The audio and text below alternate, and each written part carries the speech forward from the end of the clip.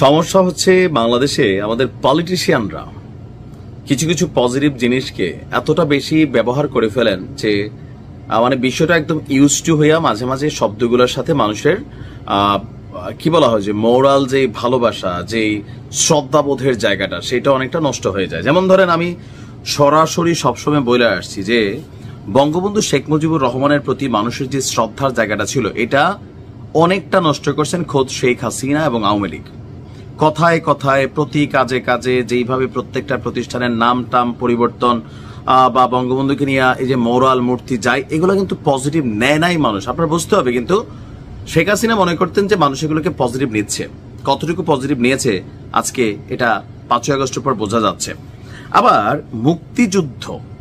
মুক্তিযুদ্ধের এই বিষয়টাকে আওয়ামী লীগ মনে করতো এটা তাদের একান্ত ব্যক্তিগত বিষয়, মুক্তিযুদ্ধ শুধু আওয়ামী লীগই করছে, অন্যান্যরা করে। এমনকি এই নিয়ে শহীদ প্রেসিডেন্ট জিয়াউর রহমানকেও নানান ধরনের কটূক্তি করা হয়েছে, যেখানে বঙ্গবন্ধু খোদ জিয়াউর রহমানকে একটা উপাধি দিয়ে গিয়েছিলেন, মুক্তিযুদ্ধের সময় তার ভূমিকা ছিল। এই কথাগুলো আমি যখন বলি তখন এক একজনের কাছে এক এক রকম লাগবে, কিন্তু বাংলাদেশের মূল ফাউন্ডেশনটাই হচ্ছে মুক্তিযুদ্ধ এবং আমাদের সংবিধান পরিবর্তনশীল, সেখানে অনেক রকম কারেকশন আসবে, অনেক রকম ডাইমেনশন আসতে পারে, বাট মূল সংবিধানটা থাকবে, এমনটাই মনে করছে বাংলাদেশের রাজনৈতিক দলগুলো। কিন্তু এগুলো নিয়ে একটা অবস্থানে যাচ্ছে। আবার 5ই আগস্টের পর এদেশে পাকিস্তানি সমর্থকদের এক ধরনের অধ্যত্ব আমরা দেখছি, যে পাকিস্তানের পক্ষে খোদ বাংলাদেশের মধ্যে আপনার প্রতিবাদ হচ্ছে, বলে ভাই ফিলিস্তিনের পক্ষ হচ্ছে, ওইটা আলাদা কিন্তু এইটা আলাদা, ভারত পাকিস্তান যুদ্ধ। কিন্তু এই যে সার্বিক পরিস্থিতিতে একটা দিগ্ভ্রান্ত বাংলাদেশ অনেকেই মনে করছেন।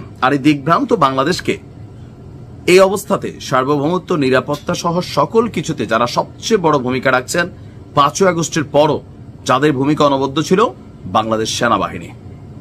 তো আমাদের সেনাবাহিনীর যিনি লিডার আছেন, সেনা প্রধান জেনারেল ওয়াকারুজ্জামানকে নিয়ে হাতে গোনা কয়েকজন ব্যক্তি বাদ দিলে তারা একটা দল হিসাবেই কাজ করছে।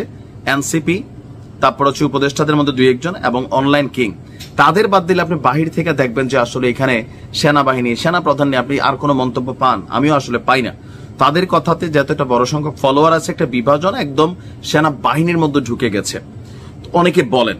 বাট আনটিল নাও যেটা প্রমাণিত যে আমাদের সশস্ত্র বাহিনীগুলো তারা একজোট আছে, অনেক কিছু হচ্ছে, কিন্তু ভেতরে ভেতরে সবকিছু আমাদের জানানো দরকার নাই।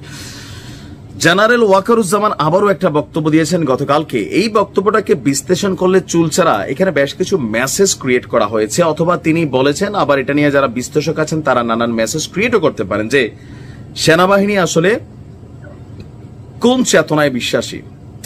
দর্শক, জেনারেল ওয়াকারুজ্জামান সংবিধান এবং মুক্তিযুদ্ধের চেতনায় উজ্জীবিত হয়ে অতীতের মতন ভবিষ্যতেও বিশ্ব শান্তি রক্ষায় ইউএনওর পাশে থাকবে বাংলাদেশ। শব্দগুলো খুবই ভারী ভারী শব্দ। হঠাৎ করে কেন বললেন? গতকালকে আন্তর্জাতিক জাতিসংঘ শান্তিরক্ষী দিবস ছিল, তো সেই দিবস উপলক্ষে একটা প্রোগ্রাম ছিল যেখানে তিনি বলছেন, দেশের সংবিধানের নির্দেশনা আর মুক্তিযুদ্ধের চেতনায় অতীতের মতন ভবিষ্যতেও বিশ্ব শান্তি প্রতিষ্ঠায় ইউএন এর পাশে থাকবে বাংলাদেশ। বিশ্ব শান্তি রক্ষা কাজ করে যাবে বাংলাদেশের সশস্ত্র বাহিনী। জাতিসংঘের প্রতি এই প্রতিশ্রুতিগুলো তিনি জানান। ওই সময় এখানে অনেকে ছিলেন, আমরা দেখেছি স্বরাষ্ট্র উপদেষ্টা সহ আরো অনেক গুরুত্বপূর্ণ ব্যক্তিরা ছিলেন। এখন এই বার্তার মধ্যে একটা জিনিস তো স্পষ্ট, যারা পাকিস্তানি হালকা হালকা প্রেতাত্মা ক্যারেক্টার আছেন, পাকিস্তানের ন্যারেটিভ এস্টাবলিশ করতে চান, পাকিস্তানকে এই দেশে একটা জায়গা বা ফেসিলিটেট করতে চান। দেখেন, আমাদের ভারতের সাথে শত্রুতা না, কিন্তু রাজনৈতিক শত্রুতা, জনগণের সাথে বন্ধুত্ব। ভারতের বিজেপি সরকারের সাথে আমাদের যত ঝামেলা, এমনিতে কিন্তু কলকাতার জন্য আমরা ভালোবাসা কন্টিনিউ থাকে, মমতা দিদির পছন্দ করি, আর অনেক কিছু আমরা করি। ভারতের সাথে সম্পর্ক খারাপ মানে এনে যে পাকিস্তানিদের আমরা এই জায়গায় জায়গা দিব, অনেকে এটা ভাবতেছেন যে এই সুযোগ দিয়া